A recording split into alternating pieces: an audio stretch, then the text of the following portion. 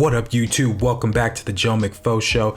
Today's video is going to be really special because it is actually inspired by one of you guys out there. So the other day on one of my videos, I got a comment from Chef the Kid who asked, do you have any advice on using basic shapes and drawing bodies, and how are they used in different poses? And that is an excellent question, so we're going to cover it here in this video. So let me start by talking about where this question comes from. A lot of you out there may have been told by your teachers, or maybe you just have this innate perception that figure drawing or drawing a character is always supposed to be super complex, and you're always supposed to do these 8-hour long drawings that basically suck the life out of you, and they're supposed to be highly rendered and sophisticated and go on these galleries. And in reality, that's not really the case most of the time. Most of the drawings that I do are actually a lot quicker than 8 hours. My personal philosophy when it comes to doing figure drawing and getting better at figure drawing is to do a lot more quick studies and short, 5 to 10 minute sketches rather than doing something that's going to take you forever.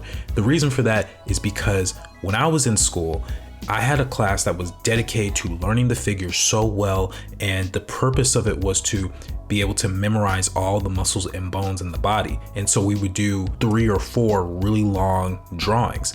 But by the end of that course, after 13 to 15 weeks of that class, I barely retained any of the information. And I love figure drawing. That was my favorite subject. Meanwhile, when I go to grad school, the situation changes a bit and I do a lot more quick studies.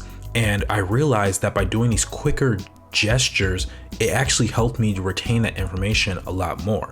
And beyond that, I also think it's really important to make sure you understand things like proportion and gesture and line of action and weight and all these things more so than maybe even knowing all the intricate muscles or bones and details of the anatomy. Because when you do things like that, it's sort of like putting the cart before the horse. If you don't have the capability to produce a good drawing, it doesn't matter how much you put into the anatomy. If your bicep is in the right location, but it doesn't look good, no one's gonna care about your drawing. Okay, so now I'm gonna show you my process for how I go about using this mannequin method in order to draw my characters. All you have to do is figure out a way to simplify the basic shapes of the human body. For example, you can look at the arm or the leg as a cylinder shape. You can look at your head as basically a sphere with this jaw attachment on the bottom, I guess. And one thing this is really gonna help you guys with when it comes to using geometric shapes, it's going to help you draw so much faster. Imagine if you're trying to do storyboarding or thumbnails for a larger illustration, or just get a quick idea out there. Rather than spending a trillion hours doing a fully rendered drawing, it will be so much easier for you to have some sort of shorthand or an abbreviation of what the human figure looks like.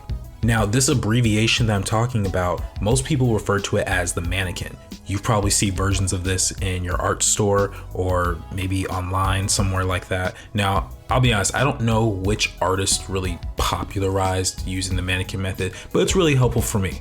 And so what it is, it's basically a simplification of the human figure. It has all the basic elements. You have your head and your shoulder and your arm and legs and torso and all those things, but they're simplified into very basic geometric shapes, a lot of which we talked about in the previous video that I did on using geometric shapes to draw anything. And regardless of what you think about some of these mannequins that they have in art stores, the principle and the idea behind it is actually really important, and it's really key because I know professional artists use it all the time.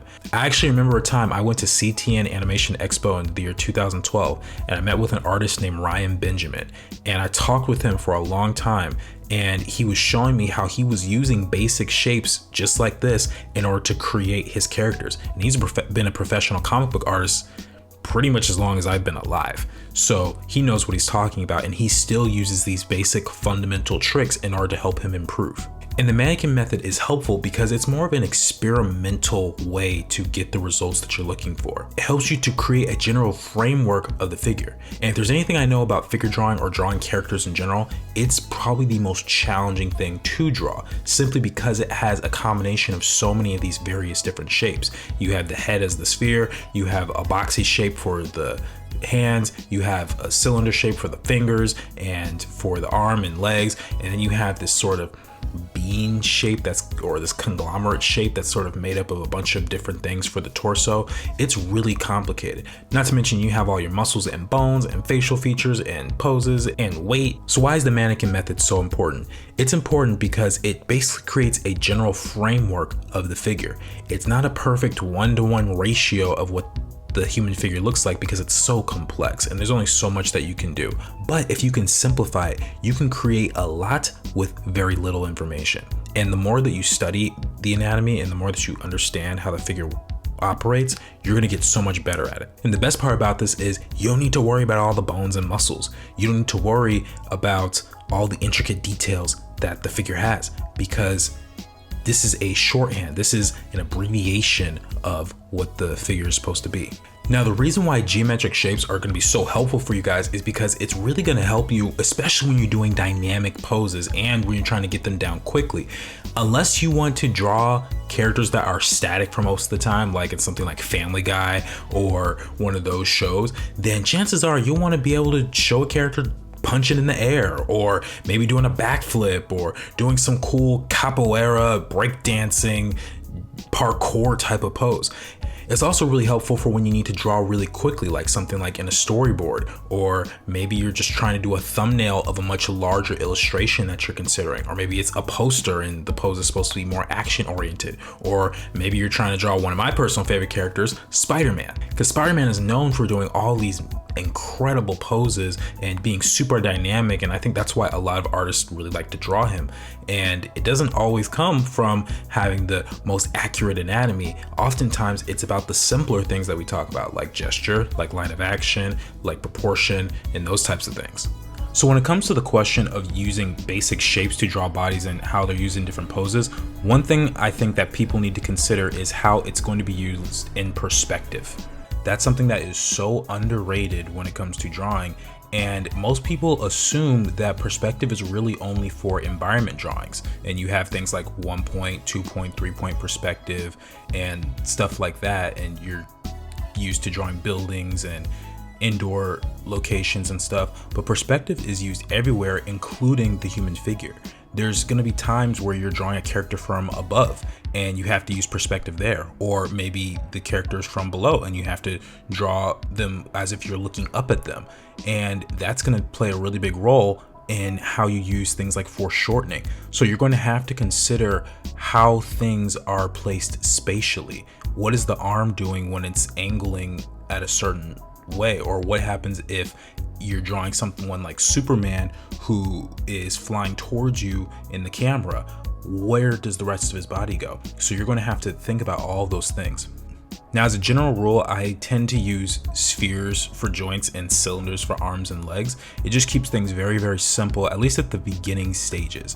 If you're just trying to work on the beginning stages of these things and you're not trying to go into a lot of detail, then I think that will work really well for you. And when you start to get more advanced, then you can take things up a notch and you can start defining some of the features more, like some of the muscles and some of the bones, and consider things like weight if they have a lot of body fat on them and what that might do to your drawing. One of the other things I think you'll consider, it depends on the type of drawing you're doing. If you are trying to do one of those 8-hour-long drawings, then using basic shapes is going to help you when it comes to placing lighting, because you'll have to consider planes of the figure and how light and shadow will wrap around those forms.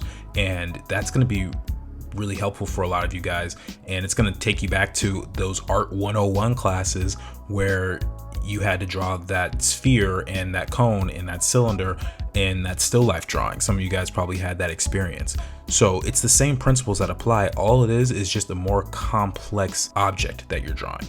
And my final tip for you guys, if you're really struggling with this, with learning anatomy in general, one of the things that I would do is I would actually take an anatomy book. The one that I liked was a book by Stephen Rogers Peck, and it was called Atlas of the Human Anatomy.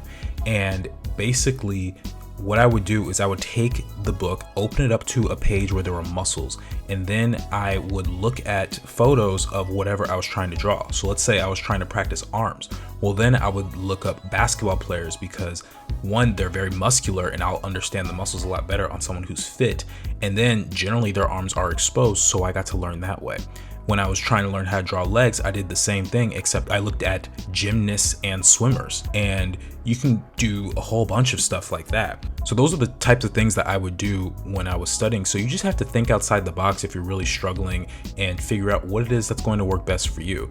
And at the same time, just be confident in your drawing, take your time, there's no rush. Everyone learns at their own pace, so don't think that just because you're seeing my sped up drawings on a YouTube channel that you have to draw as quickly as me, because I've been studying this for a long time and I've still got so much room to grow. And every professional artist that I know who's been working in the animation or comic book industry or whatever for several years or even decades says the same thing, that they still have so much left to learn.